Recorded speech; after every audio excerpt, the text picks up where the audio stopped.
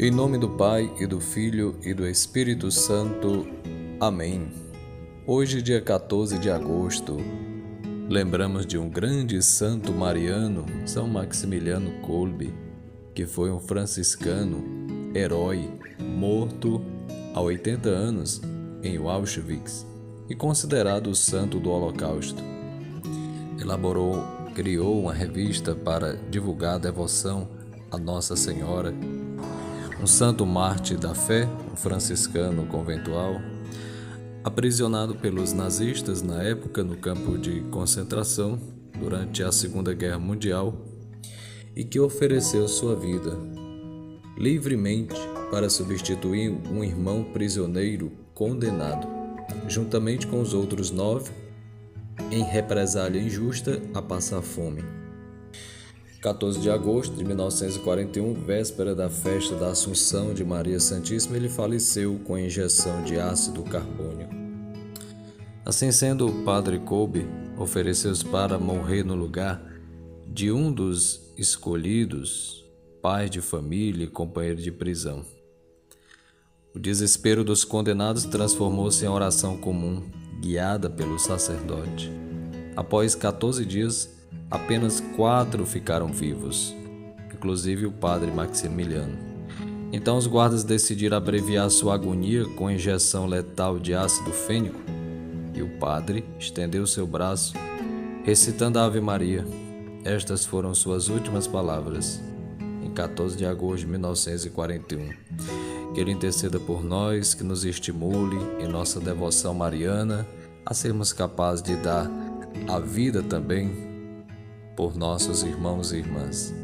A nossa oração, ela deve ser elevada a Deus. O nosso coração deve estar voltado para Deus. Mas também não podemos esquecer de nossos irmãos. A palavra nos estimula e nos adverte também a amar aqueles que estão à nossa volta. Termos caridade. São pessoas, seres humanos com seus erros e falhas, defeitos, pecados, mas a vontade de Deus é que todos se salvem e cheguem ao conhecimento da verdade, como diz São Paulo em Timóteo 2. Ontem mesmo, no Evangelho, nós escutamos que a palavra de Deus fala que o Pai, Deus, o Pai Eterno, não quer perder ninguém. E Deus se alegra com a ovelha desgarrada, perdida, que volta à casa do Pai. Precisamos nos alegrar também, uma alegria sincera, pela volta de um irmão que estava perdido, que estava na escuridão, que estava no pecado e hoje se volta para Deus. Quantas pessoas estão na escuridão do pecado, da morte, e que precisam ser restaurados pela graça de Deus. Muitos contam com nossas orações, com nossa caridade fraterna. Inclusive, é a proposta do Evangelho de hoje de vivenciarmos a caridade fraterna. E como é difícil.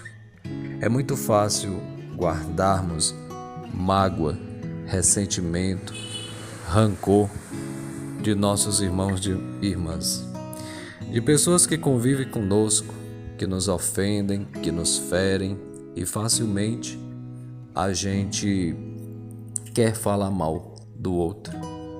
Nós não temos caridade.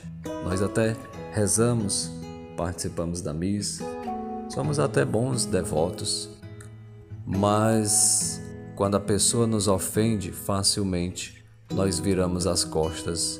Nós agimos como pagãos.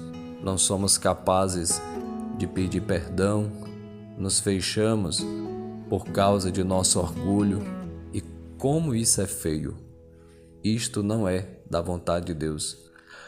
O próprio Jesus nos adverte, nos chama a atenção: amai os vossos inimigos, rezai por aqueles que vos perseguem. Não é fácil ser católico, não é fácil ser cristão, não é fácil perdoar quem nos ofendeu.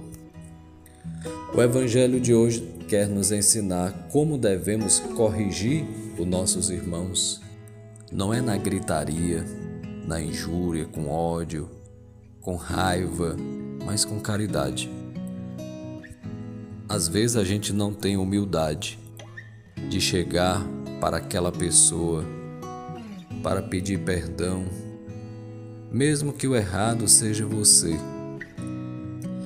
Essa é a cruz que nós devemos abraçar muitas vezes.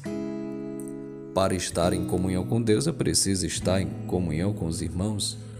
Por isso, João vai dizer que aquele que diz que ama a Deus que não vê e seu irmão que vê, ele não ama, é um mentiroso, está em pecado, e o pecado leva à morte espiritual.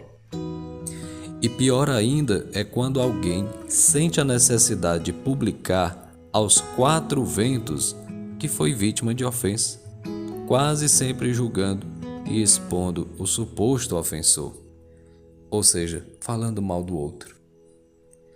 É muito difícil quem foi magoado chegar e conversar com a pessoa. Esse seria o objetivo, para acertar, para resolver, enquanto está a caminho do tribunal, como diz as Sagradas Escrituras, para que não aconteça da pessoa morrer e não tendo acertado devidamente as contas, ou seja, resolvido a situação.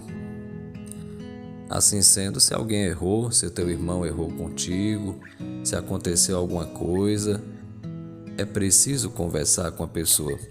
Se essa primeira tentativa não der certo, e ela é fundamental, é preciso pedir ajuda a outras pessoas, que pelo testemunho procurarão reintegrar o pecador no seio da comunidade. São tentativas. E assim também, na terceira tentativa, quando toda a comunidade fará de tudo para trazer de volta quem se recusa a ouvir e seguir os ensinamentos deixados pelo Mestre. Deixar alguém de fora não foi a prática de Jesus. Excluir. Nós não podemos fazer isso. Excluir ninguém, rejeitar, ofender, ter preconceito, dizer palavrão. E isto, repito, não é cristão. Não vem de Deus, sobretudo para nós que participamos da Eucaristia, que rezamos o Santo Terço, o Santo Rosário. Como cristãos, devemos agir com caridade.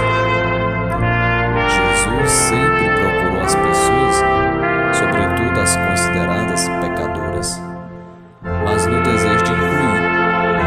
Não é que a comunidade cristã deva aceitar tudo, tal como atitudes que trazem divisão e traem os valores essenciais do Evangelho. O desafio, portanto, é rejeitar o pecado, sem se fechar ao pecador. Certa vez Pedro chegou para Jesus e perguntou quantas vezes deveria perdoar. Jesus disse até 70 vezes 7. Devemos dar a chance, a oportunidade para reconciliar o irmão. É no Senhor ressuscitado, vivo em meio a nós, que nos reunimos. É Ele que alimenta nossa alma, fortalece nossos passos e dá sentido à nossa oração. A comunidade é nosso lar de cristãos, lugar onde aprendemos a seguir o Mestre, onde superamos os erros, corrigindo os irmãos e nos deixando corrigir também. A gente precisa ter humildade para aceitar que muitas vezes nós erramos também e precisamos acertar, pois ao final não se trata de ganhar do irmão, e sim ganhar o irmão para a comunidade, para Deus. A vontade de Deus é a união, é a comum união, a unidade que se dá à luz da graça de Deus, pela ação do Espírito Santo que quer unir, para que as pessoas possam buscar a reconciliação. Então, se você está magoado com alguém, ressentido, alguém que você precisa perdoar, libere perdão. Abra-se ao amor. Deus que nos ama, nos perdoa, também quer que a gente tenha atitude de cristão. para perdoar. Eu não sei o que fizeram a você, eu não sei quem você precisa perdoar hoje, porque amanhã pode ser tarde demais. Nós não sabemos o dia de amanhã, por isso a gente não deve carregar este peso, esta mágoa, este ressentimento que traz consequência tanto para a nossa vida física, como também para a nossa vida espiritual. Que Deus te ajude, meu irmão, minha irmã, neste dia, para que você deixe o Espírito Santo alegre e feliz com a tua atitude de perdoar, de decidir hoje, agora, pela vontade de Deus. Vai doer, vai fazer você talvez sofrer um pouco, mas vai curar, vai libertar, vai exorcizar o mal para que ele não fique alojado no teu coração. Reze, peça a Deus discernimento e vá ao encontro da pessoa, do outro.